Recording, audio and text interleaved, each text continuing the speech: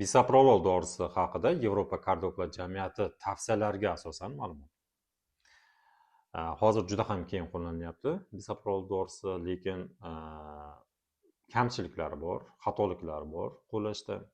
Oddiy xalq buni tushunmasligi mumkin va oddiy xalq tushunadigan tilda tushuntirmoqchiman. Qachon qo'llaniladi? Surunkali yurak yetishmovchiligida eng asosiy dori vositasi hisoblanadi. Umrni uzaytiradi. Nima vazifasi bor? Yurak urishlar sonini kamaytiradi, yurak miokardini kislorodga bo'lgan ehtiyojini kamaytiradi, umrni uzaytiradi, yurak qisqarishlar sonini ham kamaytiradi. Qachon arterial gipertoniya bo'lsa, ya'ni qon bosimi ko'tarilgan vaqtda qo'llash mumkin. Qo'llash mumkin, lekin birinchi tanlov dori vositasi emas. Qachonki bemorda taxikardiya bo'lsa, surunkali yurak yetishmovchiligi bo'lsa, albatta foydali.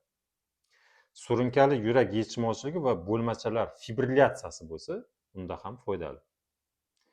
Qachon mumkin emas? Qachonki bradikardiya bo'lsa, yurak urishlar soni 50 dan past bo'lsa.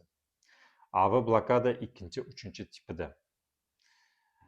Yurak yetishmovchiligini o'tkir dekompensatsiya bosqichida, bronxial astma og'ir turlarida mumkin emas. Qanday qo'llash kerak? Sekin boshlab, kam dozada boshlab, sekin ko'tarib borish kerak. 1,5 aniqrog'i 1,25-2,5 milligramdan maqsad 5-10 milligramgacha. Birdan to'xtatish tavsiya qilinmaydi. Har xil asoratlarni yuzaga keltirishi mumkin.